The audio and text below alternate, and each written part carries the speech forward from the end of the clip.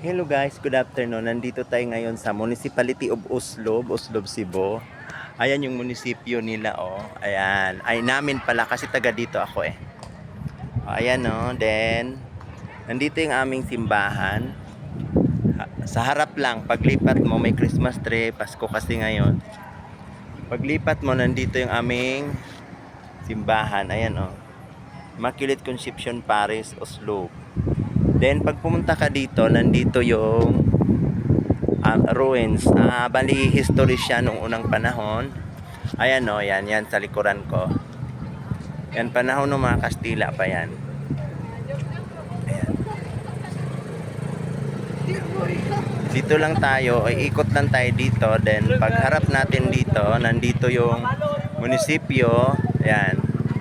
Tapos doon sa likuran may bundok. Overlooking siya eh. Tapos ito yung plaza ng ano. Yan. Tapos dito yung simbahan. Yan yung simbahan, no. Yan yung simbahan. Then pagpunta natin dito, diretso tayo doon. Papasok tayo sa ano. Punta tayo dito sa ruins. Ayan yung ruins, oh. Ayan. So ito ay sa Oslob, southern part of Cebu. Ayan na yung munisipyo, oh. Magkalapit lang sila. Then pag pumunta ka dito, simbahan agad makikita mo. Ayan, oh. Immaculate Conception Parish. Ayan. Ayan yung simbahan. O, yan yung simbahan ng Oslob. Southern part of Cebu. Tapos, ikot tayo. Pag lumingon tayo sa likod, nandun yung dagat. Ayan o, dagat na yun dyan. O, ito yung pinakapasyalan sa Oslob. Ayan o, dagat na yan dyan. Tapos pagharap mo lang dyan, simbahan, makikita mo. Ayan. Ayan yung simbahan. Then ayan yung ruins. Munisipyo. Nalikuran ko yung munisipyo. Then pag ganun mo, yung ruins. Yung panahon ng mga Kastila pa yan, nung unang panahon. Ayan. Then iikot tayo dito, lalabas tayo. May daanan kasi ditong maliit. Yung bata pa ako dito kasi ako nag-iikot eh. Pupunta tayo dito. Ito yung mga part na makikita mo. Yung mga ganitong bakod. Yan o, yan. May mga luma na yan. Ayan o.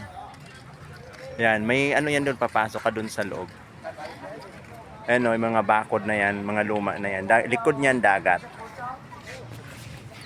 Ayan o. Yan. Gate kasi to eh. Ganyan yung mga bakod nung unang panahon. Ayan o. Gate. Tapos pagpasok natin dito, yan yung munisipyo. Punta tayo dito, pupunta tayo sa dagat. Pag nasa dagat na tayo, balilikuran lang ng munisipyo, harapan ng simbahan.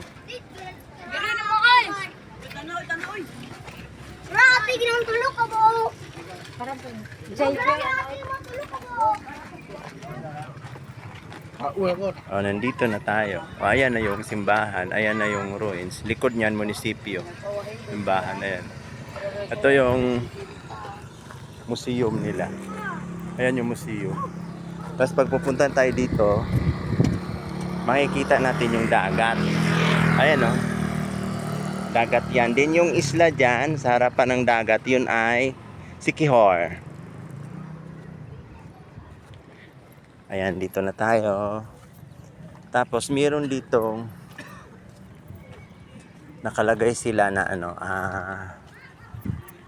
meron silang nakalagay dito na ayan, nasa tabing dagat na tayo. Pero pag iganon mo, kitang-kita mo yung simbahan. Likod doon bundok, overlooking siya. Then dito, kikita mo yung I love Oslob. Fall in love with Oslob. Ayan o. Fall in love with Oslob. Ayan yung Butanding. Kasi yung Butanding, ito yung sign namin dito dahil dyan kami nakilala sa Butanding. Okay, din pupunta tayo dito sa may dagat. Ayan, nandito na tayo. Ayan. Yung sa aking likuran, yung may islang nakikita dito ay Dumaguete yan. Negros yan. Pag lilikod naman tayo dito, yung may isla doon sa likuran ko, yan ay Bohol.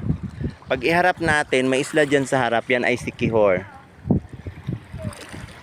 Ito yung mga tabing ano, dito tayo. Dito natin makikita lahat. Ayan yung simbahan, ayan yung ruins niya. Likod nun munisipyo, ayan yung munisipyo. Ayan, ayan, ayan.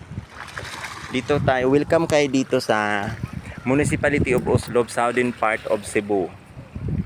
Ang sikat namin dito ay ang Butanding.